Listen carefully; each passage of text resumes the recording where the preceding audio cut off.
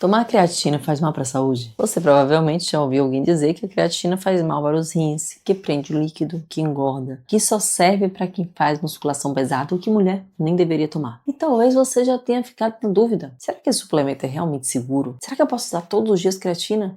Eu preciso fazer uma pausa? Será que creatina sobrecarrega o rim, o fígado ou causa algum problema a longo prazo? Hoje eu vou te explicar de uma forma simples e direta o que é mito, o que é verdade e como você usar a creatina com inteligência, porque o problema muitas vezes não é a creatina. Na verdade, o problema nunca é a creatina. O problema é você usar suplementos sem estratégia, sem entender o corpo e sem saber quanto que ele faz sentido para você. Eu sou a doutora Luciana Lavigne, eu sou médica, eu tenho mestrado em Ciências da Saúde, pós-graduação em Medicina Funcional Integrativa e pós-graduação em Gastroenterologia Funcional e Metabolômica. E aqui eu gosto de te ensinar a saúde sem terrorismo, sem modismo, sem achismo. Vamos começar pelo ponto mais importante. Creatina não é uma substância estranha ao corpo, seu corpo já produz creatina naturalmente. E você também obtém creatina da sua alimentação, principalmente através de alimentos de origem animal, como carnes, como peixes. Então a suplementação entra como uma forma de aumentar a disponibilidade dessa substância no seu corpo, especialmente nos músculos e no seu cérebro. E por que isso importa? Porque a creatina participa da produção de energia rápida dentro das células. Ela vai ajudar na regeneração do ATP, que é como se fosse a moeda de energia do corpo. Ele que você usa para fazer diversas atividades na sua célula. Quando você precisa de força, explosão, contração muscular, recuperação, desempenho, o corpo usa essa via energética. Por isso que a creatina ficou tão conhecida no esporte. Mas ela não serve apenas para quem quer ficar musculoso. Esse aí é um dos maiores mitos. A creatina ela pode ser uma aliada para mulheres, para pessoas com mais de 50 anos é super indicado. Para quem está perdendo massa muscular, para quem sente cansaço, para quem quer melhorar a força, a recuperação de músculo pós-academia, disposição e suporte cognitivo. Você não tem que malhar para usar creatina. Nos meus materiais de suplementação, eu gosto de explicar que creatina ajuda na produção de energia muscular e cerebral. Estimula a função da mitocôndria, que é a nossa casa de força de energia, que produz ATP. Contribui também para a recuperação muscular, para a preservação da massa magra. Mas como todo suplemento, ela precisa de uma estratégia. Então creatina faz mal para os rins? Segundo o mito aqui, ó. Não, em pessoas saudáveis não. A pessoa que tem função renal normal, ela é um dos suplementos mais estudados e seguros que nós temos. O que acontece é que muita gente confunde creatina com creatinina. A creatinina é um marcador usado em exame para avaliar a função dos rins. E ela pode sofrer pequenas alterações ali, dependendo da massa muscular, da alimentação, do treino, da suplementação. Mas uma alteração isolada de creatinina não significa automaticamente lesão renal. Por isso que a avaliação precisa ser feita por um profissional, olhando o contexto, exames, histórico da pessoa. Agora, se você tem doença renal já, um histórico importante de alteração renal, a creatinina persistentemente elevada, faz acompanhamento já com o nefrologista ou tem alguma condição clínica importante, pronto. Aí você não tem que sair usando creatina por conta própria. Nesse caso, você precisa da avaliação individual. Suplemento seguro não significa suplemento liberado para todo mundo em qualquer situação, não. A segurança depende do contexto. E aqui eu quero te entregar uma informação importante. A creatina não deve ser colocada na mesma categoria dos estimulantes, dos termogênicos, das fórmulas manipuladas, agressivas, não.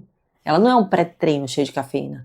Ela não é hormônio, ela não é anabolizante. Ela não muda o seu corpo sozinha. Ela funciona como suporte para energia celular, para força, para recuperação muscular, para desempenho, especialmente quando existe treino, alimentação adequada, hidratação, sono equilibrado. Aí ela ajuda muito mais. Se essa explicação já tirou sua dúvida, se inscreva no canal, porque aqui eu te ensino suplementação em saúde de uma forma prática, com responsabilidade e sem cair em promessas milagrosas. Outro mito muito comum.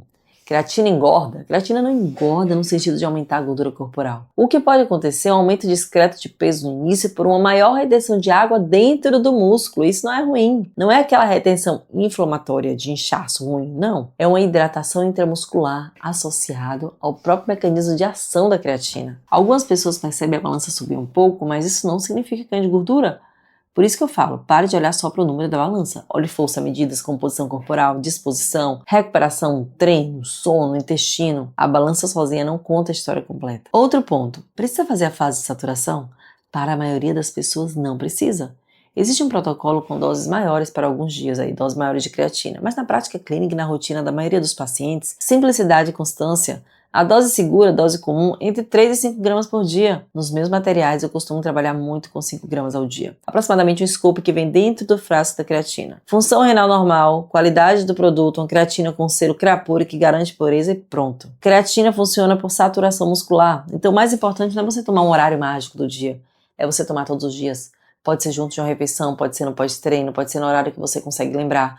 O melhor área é aquele em que você consegue manter consistência, para você ter constância. Então, o que eu falei da creatina, a mais estudada é a monoidratada, mas o selo Creapure te dá uma garantia ali de pureza. Não precisa complicar com as versões caras, cheias de promessas, não. Creatina pura, de boa procedência, sem misturas desnecessárias e com selo de qualidade, como o Creapure que eu falei. Eu sempre reforço isso porque suplemento ruim, adulterado, com baixa pureza, pode ter sérios problemas. Às vezes a pessoa culpa a creatina, mas o problema é o produto. Outra dúvida aqui, ó. Creatina da espinha, queda de cabelo, mexe com hormônio? Não existe evidência para afirmar que a creatina cause queda de cabelo ou altere hormônio aí de forma relevante em pessoas saudáveis. Não. O que eu vejo muito é uma associação errada. A pessoa começa a creatina, ao mesmo tempo que muda o treino, muda a dieta, usa outros suplementos, aumenta o whey, muda a rotina, dorme pior, fica estressada, aí culpa a creatina. O corpo ele precisa ser avaliado como um sistema. Agora a creatina pode dar desconforto intestinal? Pode. Em algumas pessoas, principalmente quando usam doses muito altas, produtos de má qualidade ou que tomam de qualquer jeito. Então por isso que eu prefiro começar com a dose adequada, com a creatina de boa procedência, para a gente realmente observar a tolerância. Se você já tem estufamento, náusea, diarreia ou desconforto, você precisa tratar primeiro a base. A suplementação não é para piorar a sua vida, é para ajudar. Creatina não substitui treino, grave isso. Se você toma creatina, mas não faz musculação, não come proteína suficiente, se você dorme mal e vive com alimentação inflamatória, ela não vai fazer milagre. Ela pode ajudar na energia e no desempenho, mas músculo precisa de estímulo. Massa magra depende de um treino de força, de proteína adequada, de calorias suficientes. Então, quando o objetivo é hipertrofia, o sono, a recuperação e o controle da inflamação é importantíssimo. Creatina é uma ferramenta poderosa, mas ferramenta nenhuma constrói uma casa sozinha. Você precisa do projeto inteiro. E aqui entra algo que eu vejo muito em mulheres. Medo da creatina. Muitas mulheres acham que vão ficar grandes demais, masculinizadas ou inchadas. Isso não acontece por causa da creatina. A creatina ajuda a preservar a massa muscular, melhora a força, a disposição, a qualidade do treino.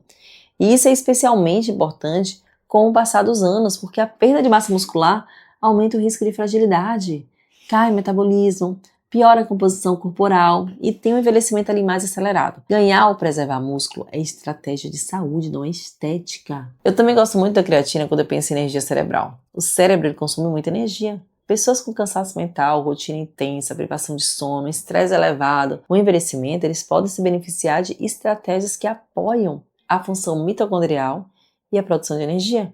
Mas eu preciso repetir aqui, ó. Isso não significa usar suplementos de qualquer jeito. Tem que entender sintoma, exame, rotina, alimentação. Agora, quem precisa ter mais cautela? Pessoas com doença renal, acompanhamento nefrológico, pessoas com doenças crônicas descompensadas, gestantes, lactantes, adolescentes, pessoas que usam muitos medicamentos ou que têm exames alterados, tem que conversar com seu médico antes. Não porque a creatina seja perigosa para todo mundo, mas porque a individualidade importa. Medicina boa não é a regra genérica, é contexto. Eu quero que você guarde essa frase. Suplemento não é sobre empilhar pote, é sobre você saber o que seu corpo precisa naquele momento. Tem gente tomando creatina, whey, colágeno, magnésio, multivitamínico, termogênico, mais um monte de coisa, mas continua cansada, inflamada, com intestino ruim, com sono ruim. Isso aí não é estratégia. É tentativa desesperada de compensar uma rotina desorganizada. A creatina pode ser excelente, mas ela funciona muito melhor quando o básico está organizado. Uma alimentação anti-inflamatória, uma rotina, um intestino funcionando bem, um sono equilibrado, um treino de força.